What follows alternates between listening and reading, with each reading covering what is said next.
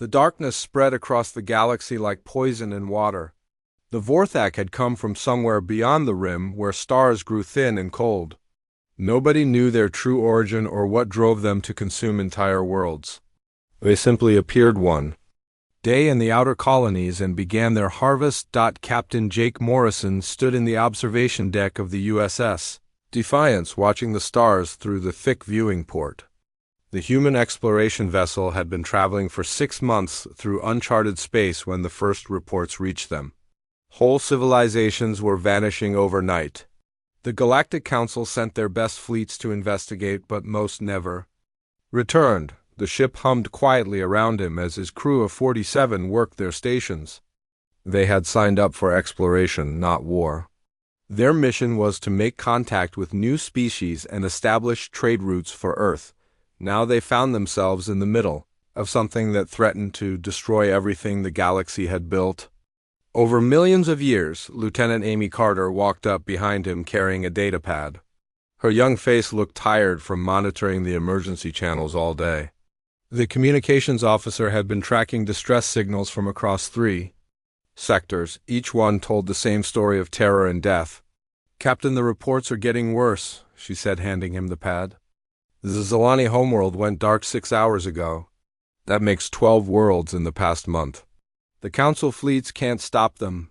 Morrison took the pad and scrolled through the data. The Zilani were an ancient race with technology far beyond human understanding. If they couldn't defend themselves, then nobody could. The reports described massive biomechanical ships that seemed to feed on the planets they attacked. Nothing was left behind except empty husks floating in space. "Any word from the Council about evacuation orders?" he asked, still reading the grim statistics. "They're telling all non-Council species to retreat to the Rim territories. That includes U.S. Captain. Earth Command wants us to return immediately." Morrison set down the pad and looked back at the stars. Somewhere out there, millions of beings were fleeing for their lives. The refugee streams were growing larger every day as more species abandoned their homeworlds. The Vorthak advance seemed unstoppable. Commander Ben Hayes appeared at his shoulder. The first officer's weathered face showed the strain of the past few weeks. Hayes had served in the colonial wars and knew the look of a losing battle. This was worse than anything he had seen in 30 years of service. "Jake, we need to talk about our next move," Hayes said quietly. "The crew is getting nervous. They signed up to explore, not fight monsters that eat planets." Morrison nodded but didn't turn around. "What's our current position?" "We're 3 days from the Kepler system. Long-range sensors are picking up massive refugee concentrations there. Looks like 6 different species have gathered in the asteroid belt. Any signs of Vorthak activity?" "Not yet, but if they follow their pattern, Kepler will be next." "The system has a lot of inhabited worlds and mining colonies." Morrison finally turned to face his officers. Carter looked young and scared, but determined. Hayes appeared ready for whatever came next. These were good people who trusted him to make the right decisions. The weight of that responsibility pressed down on him like a physical force. "What do we know about Vorthak capabilities?" he asked. Carter consulted her pad. "Intelligence reports are limited but consistent. Their ships are biological in nature. They seem to adapt to different weapon types after exposure. The Council tried everything from plasma cannons to gravitational weapons. Nothing works for long. They're not just destroying worlds," Hayes added. "They're consuming them. The biomass gets processed into new ships and weapons. Every victory makes them stronger." Morrison walked to the tactical display and called up a map of the local sector. Red markers showed confirmed Vorthak sightings, while yellow ones indicated refugee movements. The pattern was clear. The aliens were herding the fleeing populations toward the galactic core, where the highest concentration of civilized worlds waited. "They're not random attackers," he said, studying the display. "This is organized.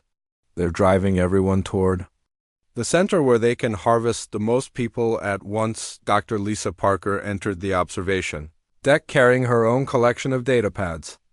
The xenobiologist had been analyzing every scrap of information about the Vorthak since the crisis began. Her usual cheerful demeanor had been replaced by focused intensity. Captain, I've been studying the pattern of attacks, she said. The Vorthek don't just consume biological matter. They're learning from each species they encounter. Their ships incorporate new technologies and defenses based on what they absorb, meaning what exactly, Morrison asked. They're not just predators, they're evolving. Every world they take makes them smarter and more dangerous. At this rate, they'll be unstoppable within a year. The bridge crew had gathered around the display listening to the conversation.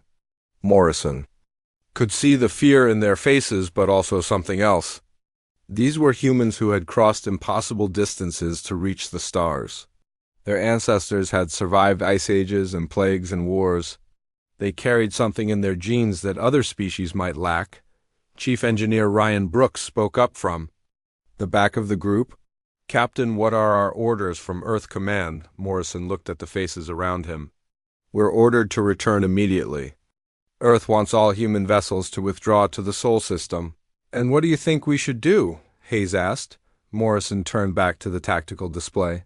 The Kepler system showed as a small blue dot surrounded by red threat markers. Millions of refugees were gathering there, hoping to find safety. Soon the Vorthek would arrive and the slaughter would begin again. I think we should go to Kepler, he said quietly. Those refugees need help, and we might be able to learn something about the enemy. The bridge fell silent. Everyone understood what he was proposing. Instead of running to safety, they would head directly toward the approaching nightmare. It went against every survival instinct and military protocol, Captain Carter said hesitantly. We're just one ship. What can we do against something that destroyed the Council fleets? Morrison smiled grimly. Maybe nothing. But we won't know until we try. We're human. We don't run from fights just because we might lose. Hayes nodded slowly. I'll set course for Kepler. We should reach the system in 3 days. As the crew dispersed to their duties, Morrison remained at the tactical display. The red markers seemed to pulse with malevolent life. Somewhere out there, the Vorthak were feeding on another world. Soon they would turn their attention to Kepler and the desperate refugees hiding in the asteroid belt. The Defiance changed course and headed toward its appointment with destiny. None of them knew they were about to become the most important ship in galactic history. The Kepler system looked like a graveyard of broken dreams when the Defiance dropped out of hyperspace. Captain Jake Morrison stood on the bridge watching the main screen as hundreds of refugee ships drifted through the asteroid belt. Each vessel told a story of loss and desperate flight from worlds that no longer existed. Lieutenant Amy Carter worked frantically at her communications station trying to make sense of the chaos. 6 different species had gathered here using every type of ship imaginable. The elegant crystal vessels of the Etherians floated next to the bulky cargo haulers of the mollusk colonies. Centauran military ships formed protective formations around civilian transports, while smaller craft darted between the asteroids searching for safe harbors. Captain, I'm getting distress signals on 40 different frequencies, Carter reported. Most of them are requests for supplies or medical aid. Some are asking for escort ships to the Rim territories. Commander Ben Hayes studied the tactical display with growing concern. The refugee fleet was massive but completely disorganized. Ships from different species couldn't communicate effectively with each other. Their various technologies were incompatible. If the Vorthak arrived now, it would be a massacre. How many ships are we looking at? Morrison asked. Rough count shows about 300 vessels, Hayes replied. Most are civilian transports and colony ships. Maybe 20 military vessels scattered throughout the fleet. Dr. Lisa Parker arrived on the bridge carrying her analysis reports. The xenobiologist had been monitoring the refugee communications, trying to piece together what had happened to their homeworlds. Her findings painted a picture of horror that chilled everyone who heard it. Captain, I've been talking to survivors from the Zelani attack, she said. They describe ships that look like living nightmares. The hulls pulse with organic patterns, and they have appendages that reach out to grab other vessels. Morrison turned to face her. What exactly happens when they grab a ship? The hull starts to dissolve. The crew gets absorbed into the Vorthak vessel. Everything organic becomes part of their biomass. The ship's technology gets integrated into their system's chief engineer. Ryan Brooks shook his head in disgust. They're not just killing people. They're eating them and stealing their knowledge at the same time. It gets worse, Parker continued. The survivors say the Vorthak can communicate with their victims during the absorption process. They experience everything the person knows. Every memory, every skill, every piece of information becomes part of the collective security chief Kate. Morgan had been listening from her station near the weapons controls. Her face showed the controlled anger of a soldier who had seen too much death. So they're not just monsters.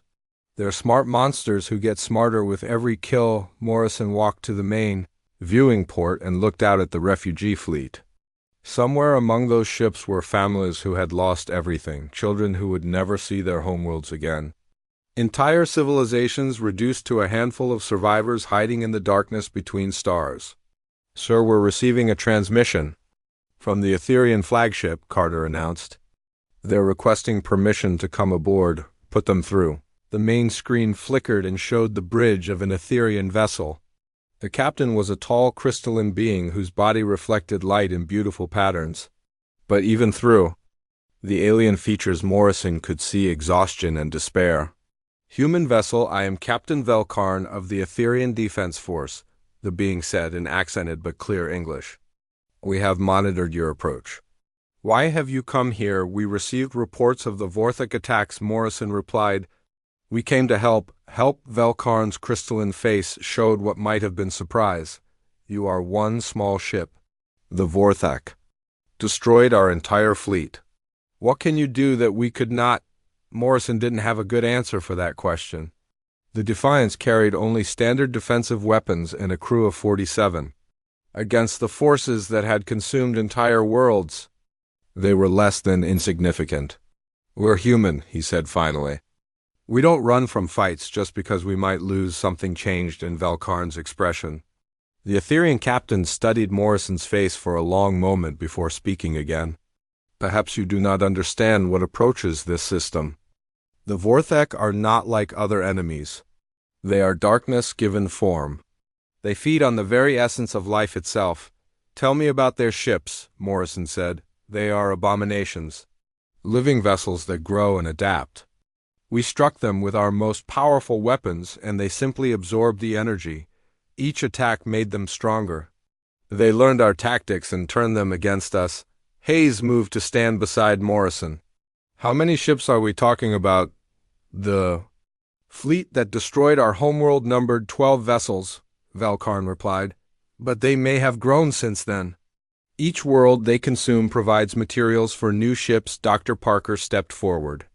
Captain Velkarn, what can you tell us about their behavior patterns? They hunt in coordinated groups. The largest vessel commands the others through some form of biolink. They prefer to attack population centers where they can harvest the most organic matter. But they will pursue fleeing ships if they detect them. Morrison felt a chill run down his spine. Are you saying they're tracking this refugee fleet? Almost certainly. We have been running for weeks, but they follow our trail. We estimate they will arrive within hours. The bridge fell silent as the implications sank in. 300 refugee ships filled with survivors were about to face the same fate as their homeworlds. The Vorthak would feed on them all and grow. Even stronger, Captain Carter said quietly. I'm detecting energy signatures at the edge of the system. Multiple contacts moving this way. Morrison turned to the tactical display. Red markers appeared on the screen showing 12 objects approaching from the outer system. They moved in perfect formation like a school of predatory fish closing in on their prey. All ships, this is Captain Morrison of the human vessel Defiance, he announced over the general communication channel. The Vorthak have arrived. All civilian vessels move deeper into the asteroid belt. Military ships prepare for defensive action, but even as he gave the orders, Morrison knew they were futile. The refugee fleet was too large and slow to hide effectively. The military ships were already damaged from previous battles. In minutes, the Vorthak would be among them and the feeding would begin. The enemy ships became visible on the main screen as they approached. They were exactly as the survivors had described them. Massive biomechanical nightmares that seemed to pulse with malevolent life. Tentacle-like appendages writhed from their hulls while bioluminescent patterns flickered across their surfaces. "My God," Carter whispered. "They're beautiful and terrible at the same time." The largest Vorthak vessel was nearly a kilometer long. Its hull resembled a twisted fusion of bone and metal covered in organic growths that pulsed with inner light. Smaller ships flanked it like remorfish following a shark. Together they moved through space with the fluid grace of living creatures. "Oh." "Ships scatter," Morrison ordered. "Don't let them surround you," but the refugee fleet responded too slowly. The Vorthak ships moved with predatory precision, diving into the scattered formations. The first contact came when a Centauran frigate tried to intercept the lead vessel. The military ship's plasma cannons fired repeatedly, but the energy simply disappeared into the Vorthak's living hull. Then the tentacles reached out and embraced the frigate. The proud warship's hull began to dissolve like sugar in water. Through the communication channels came the screams of the crew as they were absorbed into the alien collective. Morrison watched in horror as the frigate simply ceased to exist. Consumed by the nightmare that had devoured it, the massacre had begun, and humanity was about to witness something that would change them forever. The refugee fleet scattered like leaves in a hurricane as the Vorthak ships moved among them. Captain Jake Morrison watched from the bridge of the Defiance as the nightmare unfolded on every screen. Etherian crystal ships shattered under biomechanical tentacles while mollusk colony vessels tried desperately to shield their young with their own bodies. "Captain, 3 more ships have been taken," Lieutenant Amy Carter reported from her station. Her voice remained steady, but Morrison could see the fear in her eyes. "The Vorthak are moving in a coordinated pattern. They're hurting the refugees." Toward the system center, Commander Ben Hayes studied the tactical display with the eye of a veteran warrior. The enemy ships moved with predatory intelligence, dividing their prey into manageable groups. Each Vorthak vessel seemed to know exactly what the others were doing without any visible communication. "They're not just hunting," Hayes observed. "They're farming. Drive the refugees into a tight space, then harvest them all at once," Chief Engineer Ryan Brooks worked frantically at his console trying to boost the ship's sensor array. The readings from the Vorthak vessels defied everything he understood about physics and engineering. Their biomechanical hulls seemed to exist in a state between living tissue and advanced technology. "Captain, I'm picking up massive neural activity from the enemy ships," he reported. "It's like they're all connected to a single mind." The largest vessel appears to be the command center. Dr. Lisa Parker moved between the stations collecting data on the alien attackers. Her scientific mind struggled to comprehend creatures that violated every natural law she knew. The Vorthak were an impossibility given form, something that should not exist in a rational universe. "They're not just organic," she said, studying the readings. "The biomechanical integration goes deeper than anything we've seen. They've somehow merged living tissue with advanced technology at the molecular level." Security Chief Kate Morgan stood at the weapons console watching the slaughter with barely controlled rage. Every instinct told her to fight, but she knew their modest armaments would be useless against enemies that had already absorbed the weapons of a dozen civilizations. "Captain, what are your orders?" she asked. "Do we run or do we fight?" Morrison looked at the main screen where a Centauran transport was being dissolved by writhing tentacles. Families were dying while he watched, helpless to intervene. His crew of 47 humans represented Earth's first deep space exploration mission. They had come to make friends, not fight monsters. "All ships, this is Captain Morrison," he announced over the communication channel. "Human vessel Defiance is moving to engage the enemy. All civilian ships continue evasive maneuvers." The bridge fell silent as his words registered. Hayes turned to stare at his captain with a mixture of admiration and concern. They all knew what Morrison was proposing. The Defiance would attack creatures that had destroyed entire fleets. "Jake," Hayes said quietly, "we're 1 ship against 12. Our weapons can't even scratch their hulls. Maybe not, Morrison replied, but we're human. We don't abandon people who need help, Navigator. Sam Collins began plotting an intercept course toward the largest Vorthak vessel. His hands moved steadily across the controls despite the obvious futility of their mission. If his captain wanted to fight monsters, then he would provide the best possible approach. Course laid in, Captain Collins reported. We'll reach the target in 4 minutes at maximum speed. Morrison activated the ship's internal communication system. All hands, this is the captain. We are about to engage a superior enemy force. I won't lie to you about our chances. But there are 300 ships full of refugees out there, and nobody else is going to help them. He paused, looking around the bridge at his crew. These people had followed him across impossible distances to reach the stars. They deserved to know what he was asking of them. I'm not ordering anyone to fight, he continued. If you want to abandon ship and take the escape pods, I'll understand. But if you stay, then we fight together. We show these monsters what humans are made of. Nobody moved toward the escape pods. Carter remained at her communications station monitoring the refugee fleet. Brooks continued working on the sensors. Morgan stood ready at the weapons console. They were all afraid, but they were also human. The Defiance accelerated toward the Vorthak flagship as chaos erupted around them. An Etherian cruiser exploded in a shower of crystal fragments while 2 mollusk transports were enveloped by hungry tentacles. The alien-feeding frenzy continued with mechanical precision. Captain, the flagship is changing course, Collins reported. It's moving to intercept us. Morrison wasn't surprised. The Vorthak command ship had probably detected their approach and decided to eliminate the threat before continuing its harvest. A single human vessel was hardly worth the effort, but the aliens were thorough predators. All weapons ready, Morgan announced. Particle beams charged and nuclear warheads armed. Wait for my command, Morrison said. Let's see what they do first. The Vorthak flagship grew larger on the screen as they approached. Its biomechanical hull pulsed with patterns of light that seemed to hypnotize anyone who stared too long. Tentacles writhed from its surface like the arms of some deep-sea creature. It was beautiful and terrifying at the same time. Sir, I'm detecting energy buildups throughout their hull, Brooks reported. They're charging some kind of weapon system. Evasive maneuvers, Morrison ordered. Don't let them get a lock on us.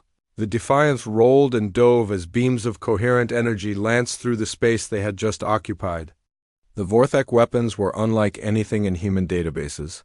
They seemed to bend reality itself, creating tears in space-time that could disintegrate matter at the molecular level. Return fire, Morrison commanded. All weapons, the human ships. Particle beams struck the alien hull and simply disappeared. The nuclear warheads detonated against the biomechanical surface without leaving a mark. Every weapon in their arsenal proved useless against an enemy that had already adapted to countless forms of attack. No effect, Captain Morgan reported. They're absorbing our weapons fire, but something strange was happening. The Vorthak flagship had stopped its attack and was holding position. Its tentacles writhed more actively and the light patterns on. Its hull shifted to different frequencies. Through the ship's sensors, Morrison could detect massive neural activity within the alien vessel. They're scanning us, Parker said, studying her instruments. But not with any technology I recognize? This appears to be some form of direct mental probe. Morrison felt a strange tingling sensation in his mind. Images flashed through his consciousness that weren't his own. He saw worlds consumed by darkness and civilizations reduced to biomass. He felt the cold hunger of the Vorthak collective, and their absolute certainty that all life existed only to feed them. But the probe worked both ways. Through the connection, Morrison sensed the alien mind touching his own thoughts. They were reading his memories and the memories of his crew. They were learning about humanity for the first time. What they found there would change everything that followed. The mental probe from the Vorthak flagship felt like ice water flowing through Captain Jake Morrison's brain. He stood on the bridge of the Defiance, fighting to maintain control as alien thoughts invaded his mind. Around him, his crew struggled with the same invasion as the Vorthak Collective reached into their consciousness seeking to understand what they had found, Lieutenant. Amy Carter gripped her console with white knuckles as images flooded her thoughts. She saw the history of species that had been consumed by the Vorthak over the centuries, peaceful civilizations that had submitted to their fate, advanced races that had fought briefly before being absorbed. All of them had become part of the collective in the end, but the probe worked both ways. Through the psychic link, the Vorthak hive mind began to experience human memories for the first time. They expected to find the same fear and desperation they had encountered in every other species. Instead, they discovered something that made them pause in confusion. Commander, Ben Hayes felt the alien presence sifting through his memories of the colonial wars. The Vorthak mind touched his experiences of battle and death and destruction. But, where other species had memories of defeat and surrender, humans carried something different. They remembered fighting impossible odds and winning through sheer determination. The collective consciousness of the Vorthak had consumed thousands of species across the galaxy. They had absorbed the knowledge and memories of countless civilizations, but they had never encountered a species like humanity before. In human memories, they found something that disturbed them deeply. Chief Engineer Ryan Brooks struggled to maintain his technical readings as the probe deepened. The aliens were examining his knowledge of human engineering and technology. They seemed puzzled by humanity's approach to problem solving. Where other species had elegant solutions, humans had brutal effectiveness. Dr. Lisa Parker felt the Vorthak mind exploring her scientific training. They were learning about human research methods and the way humans approach the unknown. The aliens seemed confused by humanity's willingness to experiment with dangerous concepts. Most species were cautious, but humans actively sought out risk, security. Chief Kate Morgan experienced the probe as a violation of everything she held sacred. But she didn't resist or try to hide her thoughts. Instead, she let the aliens see exactly what they were dealing with. She showed them memories of human soldiers who had died rather than surrender. She revealed the cold fury that humans felt. When threatened, the Vorthak collective mind recoiled from what it found in human consciousness. These beings carried darkness within them that matched the aliens' own hunger for destruction. But unlike the Vorthak, who consumed for survival, humans could kill for principle. They would die for ideas that had no physical form. Morrison felt the probe reaching deeper into his memories. The aliens were examining his childhood on Earth and his training as a starship captain. They were learning about human culture and society. What they discovered challenged everything they thought they knew about the nature of intelligent life. In human memories, the Vorthak found war and violence and cruelty, but they also found love and sacrifice and courage. They saw a species that had nearly destroyed itself multiple times, but had always found a way to survive. They witnessed the human capacity for both creation and destruction existing in perfect balance. The alien flagship hung motionless in space as its biomechanical brain processed this new information. The other Vorthak vessels had stopped their attack on the refugee fleet and were waiting for instructions from their command ship. For the first time in their existence, they were uncertain about their prey. Through the mental link, Morrison began to understand the true nature of his enemies. The Vorthak were not evil in any human sense. They were a natural force like a hurricane or an earthquake. They consumed other species because that was their nature. They had no concept of mercy or cruelty.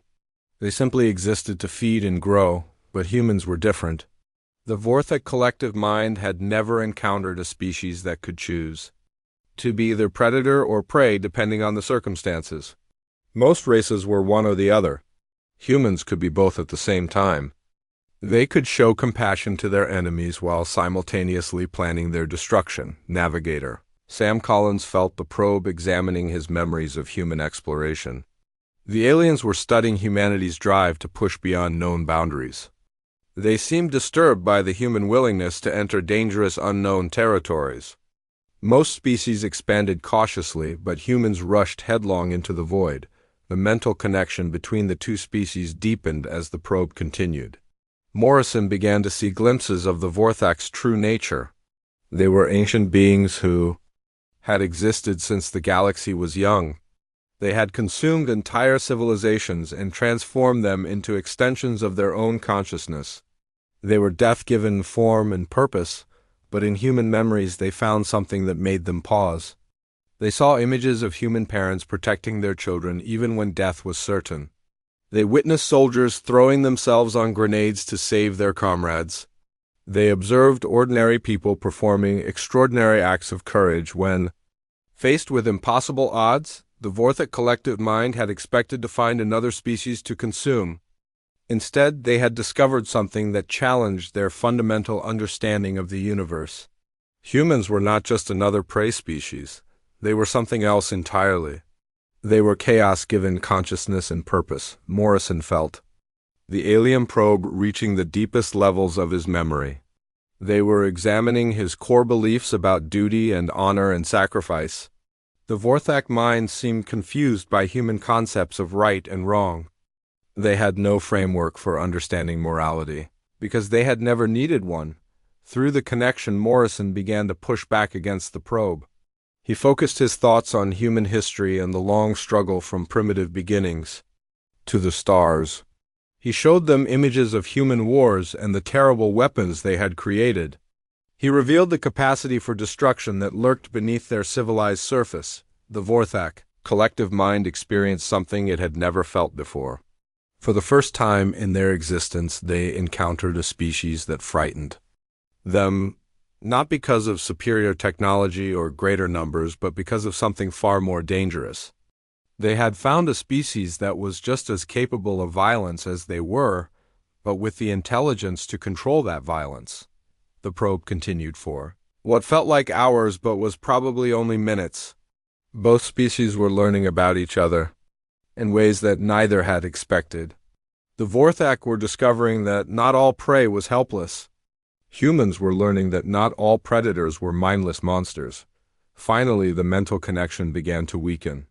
The alien flagship's biomechanical hull pulsed with different patterns as the collective mind processed what it had learned. The other Vorthak vessels remained motionless, waiting for orders that seemed slow in coming. Morrison felt the probe withdraw from his consciousness, leaving him with a strange sense of loss. He had touched an alien mind that was older than human civilization. He had seen the universe through eyes that had witnessed the rise and fall of countless species. The experience had changed him in ways he didn't yet understand. The bridge crew slowly recovered from their ordeal. They looked at each other with new understanding. They had all shared the same experience of mental contact with beings that existed beyond normal comprehension. They had faced the ultimate predator and somehow survived the encounter, but the confrontation was far from over. The Vorthak flagship was still out there processing what it had learned about humanity. The other alien vessels waited in perfect formation for orders from their command ship. The refugee fleet drifted helplessly in the asteroid belt, watching the drama unfold. What happened next would determine the fate of not just the survivors in the Kepler system, but of every living being in the galaxy. The Vorthak collective mind was making a decision that would echo across the stars for generations to come. The silence stretched across space like a held breath as both sides waited to see what would happen next. Captain Jake Morrison stood on the bridge of the Defiance, watching the Vorthak flagship that hung motionless before them. The alien vessel's biomechanical hull pulsed with confused patterns as its collective mind processed the shocking discovery of human nature. Lieutenant Amy Carter monitored the communication channels from the refugee fleet.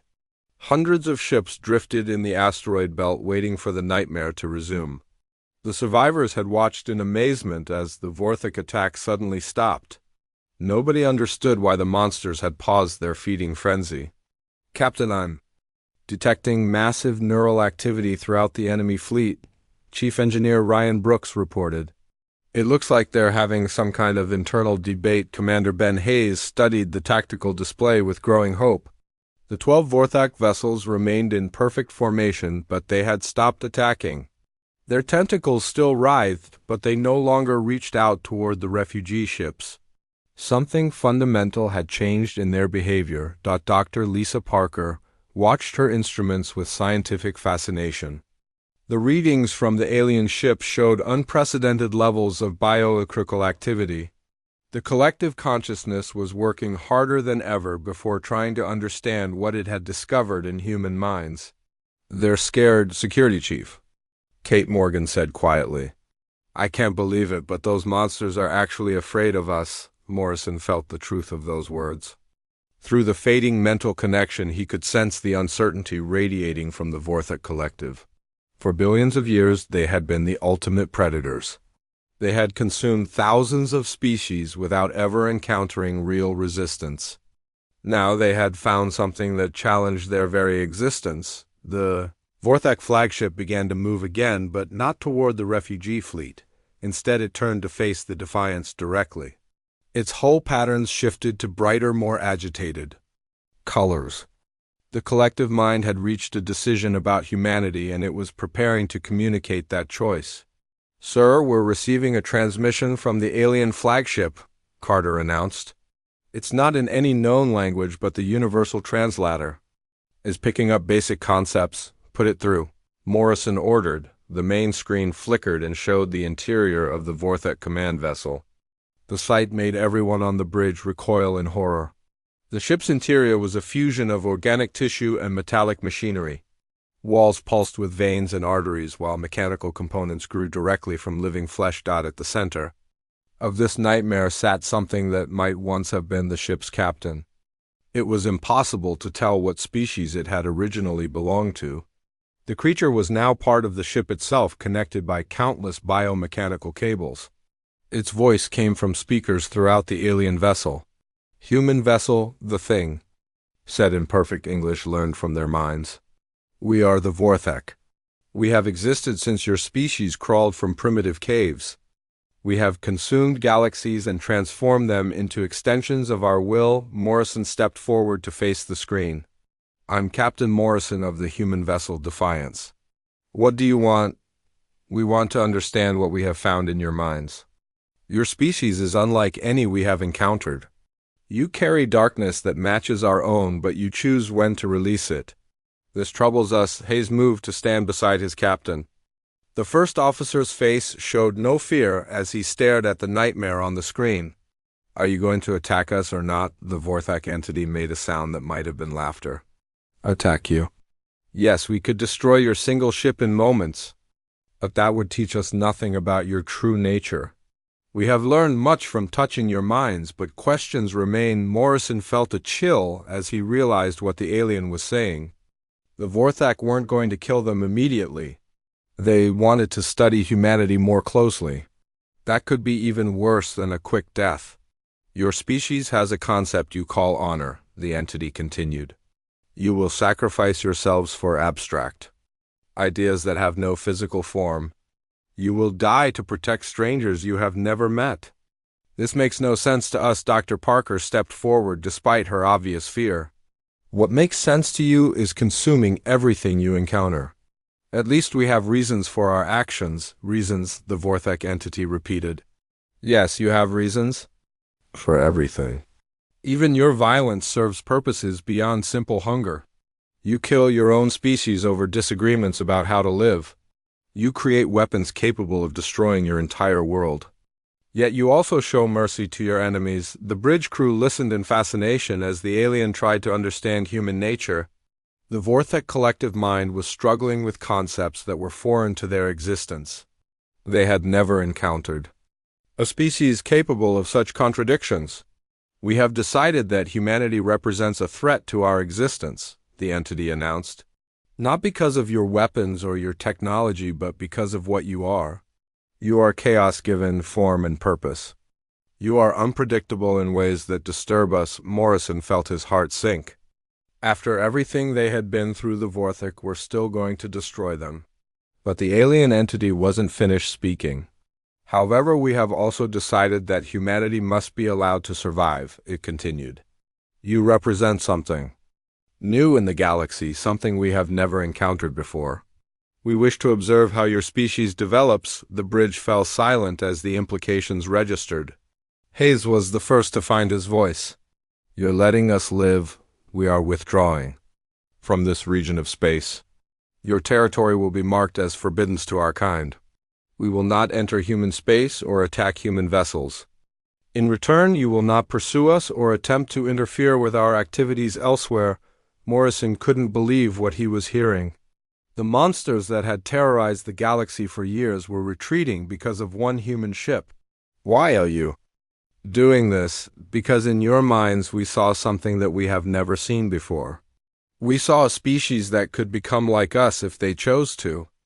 You have the capacity for absolute destruction, but you control it. You are predators who choose to show mercy. This paradox fascinates us. The Vorthak entity paused before continuing.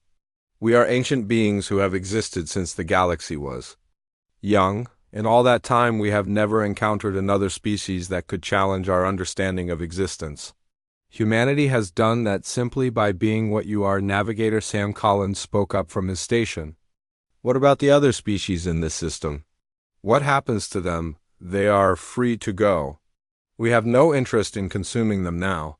Our encounter with humanity has given us much to consider. We must return to our realm beyond the rim to process what we have learned. The Vorthak flagship began to turn away from the human vessel. Around it, the other alien ships started moving in the same direction. The nightmare that had terrorized the galaxy was ending not with violence, but with the simple recognition that humanity was something special. Captain Morrison, the entity said as the transmission began to fade, your species will spread across the galaxy in time. When they do, they will face many challenges. Remember what happened here today. Sometimes the greatest victories come not from fighting, but from simply refusing to surrender who you are. The screen went dark as the Vorthak fleet accelerated toward the edge of the system. Within hours they had vanished beyond the rim, leaving behind only the amazed survivors and the single human ship that had faced them down. The refugee fleet erupted in celebration as word spread that the threat was over. Ships from 6 different species sent messages of gratitude to the Defiance. The small human vessel had accomplished what entire fleets could not manage. Morrison looked around the bridge at his crew. They had left Earth as explorers and become something more. They had shown the galaxy that humanity would not be intimidated by any threat, no matter how terrible. They had proven that sometimes courage was more powerful than any weapon. The galaxy would never be the same, and neither would humanity's place in it.